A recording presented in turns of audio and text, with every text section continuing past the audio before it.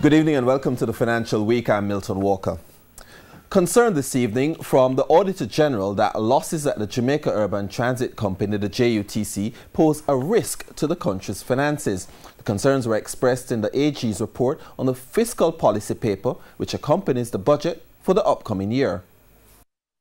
The Auditor General's Department has expressed a concern that the government has not provided details of how it will reduce losses at the Jamaica Urban Transit Company, JUTC. The department noted that as a state-owned enterprise, the JUTC poses a risk to the government's debt reduction plans, as such entities have often been sources of contingent liabilities.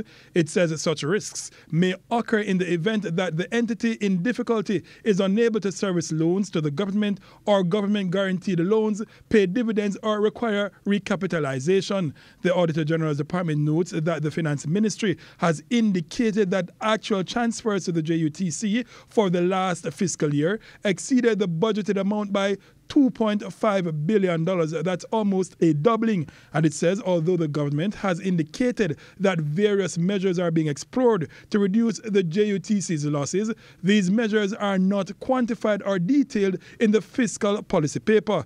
The JUTC is projected to make $4.8 billion in revenues in the upcoming fiscal year, while its expenses are projected to reach almost $14 billion.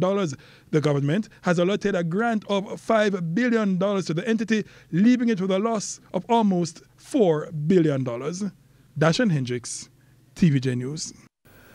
Jamaica signed an air services agreement with CARICOM, making it easier for airlines in the region to operate in and out of the island. The agreement was signed on Wednesday at the 30th intersessional meeting of the Conference of Heads of Government in St. Kitts.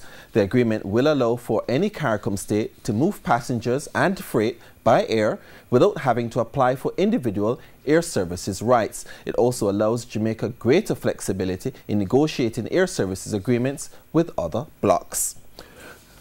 Currency trading ended today with the US dollar selling for $128.41. The Canadian dollar is going for $96.15.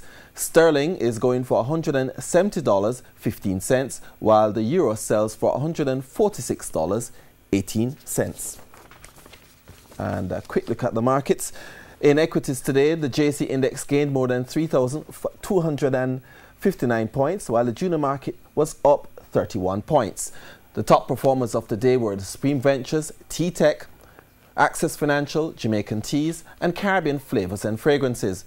The biggest losers were Salada Foods, Everything Fresh, Radio Jamaica, Jamaica Stock Exchange, and Portland JSX.